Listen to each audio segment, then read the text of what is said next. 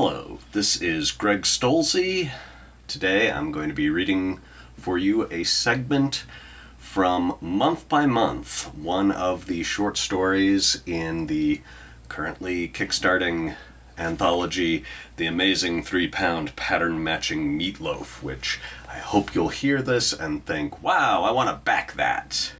So, Month by Month is the most romantic of the stories in this anthology, which maybe isn't saying much. It is narrated by a good-hearted fellow who has a coworker named Schultze. I thought about explaining the fluidity of sexual attraction to Schultze, a phenomenon I'd heard theorized about by my Uncle Dak and then expanded on from my own experiences. Uncle Dak was the wild card in the family, and for a while he'd worked in a video rental store, which was great when I was a teenager because he'd get me horror films my mom and dad wouldn't check out, and even slipped me a copy of Reuben Gets Sandwiched, Volume 6, when it got removed from the inventory. "Careful with that porno now," he said. "I won't let mom and dad know, don't worry. Even if they find it, I'll say I got it from Fred at school." Fred had been my pal in junior high, but once he got on the lacrosse team, he became a real dick. So I wouldn't mind if they forbade me to see him. "It's not just that," Dak said. "A little titty flick now and again never hurt anybody, but I see guys, man. The frequent flyers." "What do you mean?" "I see guys," Dak repeated. "They come in daily. Rent 3-4 movies at a time. It kind of takes over their lives." "Huh. The thing, it shifts," Dak said, looking off into space. "They start off with the normal stuff, but after a while, that doesn't cut it anymore. So they branch out. Kinky stuff, specialty stuff, weird stuff." "What kind of weird stuff?" I asked, skin crawling in a way that was 40% pleasurable and 60% gross. He just gave me a look. "Weird stuff. After a year or 18 months, they're even outside their grouping. They start out with exclusively soft-core Playboy ladies of med school material, and after that year and a half, they're watching hardcore gay stuff, even though they weren't bisexual or whatever before. It's like they keep looking for the next thing, and kiddo, sex, while wonderful and fascinating and a fulfilling thing with a loving and committed partner, is basically, in the end, just one thing." Being a young teen, and Dak being the cool uncle, this made an impression, as did Reuben Gets Sandwiched. Throughout high school and college, I had a type, and it was disdainful, humorless brunettes. It wasn't quite a fetish.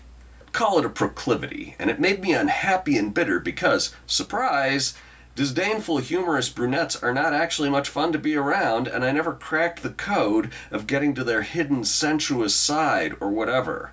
Luckily for me, very lucky indeed, a nice upper-class gal named Janice had her proclivity for shy, sandy-haired nerds with runner bodies and loads of freckles. Given the choice between fruitlessly banging my head against resistant dream girls and exploring options with a more experienced woman who was casual but into it and patient, I made the smart choice. No one was more surprised by this than myself. Janice, among many other charming features, had a Woody Woodpecker tattoo on her upper arm. When I asked why, she shrugged. She just liked Woody Woodpecker. Being 2 years older, she eventually moved off to grad school 4 states away, where a long-distance thing with an undergrad wasn't really sensible, and besides, we'd started to hit the limits of our compatibility. But 3 years after we mutually decisioned, I had a layover at Eisenhower National Airport on the way to a job interview. I saw a poster with Big J, the Kansas University mascot, and I was suddenly semi-aroused. It wasn't even Woody Woodpecker. It was an entirely different, grinning cartoon bird with a yellow beak and a red head. But because of its strong associations in my mind with Janice being naked, I responded. So it seems to me that this is how things that are only tangentially related to actual sex get fetishized. The brain is an amazing 3-pound pattern-matching meatloaf, but it makes a lot of false positives.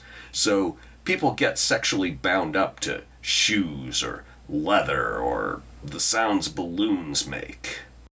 Thus, if I'm not immediately attracted to a woman, it's still worth my while to see what happens. Because if everything else works out, sexual fascination can be learned. Honestly, it seems to me that working out bedroom stuff can be a lot easier than, say, checkbook stuff if both people are willing to listen without bias and put in the work. Then again, I've never been married. I thought about trying to explain all this to Schultze, who has the dullest and blandest habit of chasing racky young blondes, but it didn't seem worth the effort. That's been a reading from Month by Month from the amazing 3-pound pattern-matching meatloaf. You can back it on Kickstarter right now, and I sure hope you do.